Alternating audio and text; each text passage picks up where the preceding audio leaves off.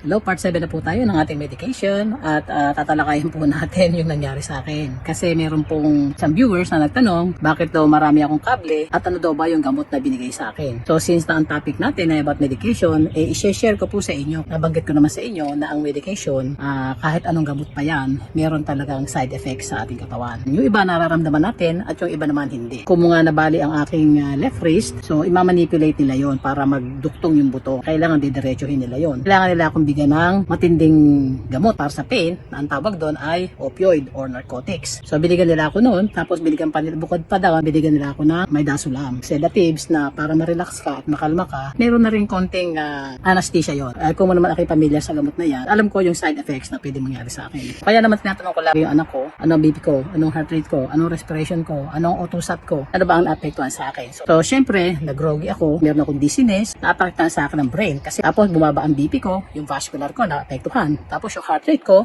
bumaba, so puso ko naapektuhan. At yung aking respiration bumilis, pati aking paghinga naapektuhan. Nagkaroon ako nausea, ako ng suka, so naapektuhan ng GI noon. Pag discuss natin nung nakaraan, pagka ikaw nagsusuka, edi maapektuhan na naman yung puso. Dahil yung electrolytes, isinusuka mo, kailangan ng puso natin ng electrolytes. Kaya ang dami kong kable, kaya niligan ng EKG at chinek nila yung puso ko kung okay ba. Ang ititreat lang sa akin dapat, yung body ng buto ko. Kung mga nagkaroon ako ng adverse reaction doon sa gamot, so since na wala mo sakit sa puso, kailangan lang i-check yung condition ng aking heart na okay bago nila ako palabasin. Dito kasi sa Amerika, hindi po pwede na palalabasin ka ng ospital na meron kang panibagong kondisyon na nararamdaman. Kaya nga sabi ko, kapag tayo ay umiinom ng gamot, buong sistema ng katawan natin naapektuhan. Ganun yon. Yung iba nangangati, yung iba tinitibi, yung iba nagdadayariya. Paano kung yung hindi niya nararamdaman? Yun ang nakakatakot. Kaya yung iba nabubutas na lang yung bituka, nasisira na lang yung liver, nasisira na lang yung kidney. Yun yung mga hidden na hindi natin alam. Tandaan ninyo na ang gamot, pag tinik nyo, kailangan ng baseline nyo. Wala kayo nararamdaman. Sa oras na meron kayong nararamdaman, side effects na yon. Kaya huwag kayo basta-basta inom ng gamot, ha? Huwag kayo nagsiself-medicate. So yun lang, at sana makatulong sa inyo at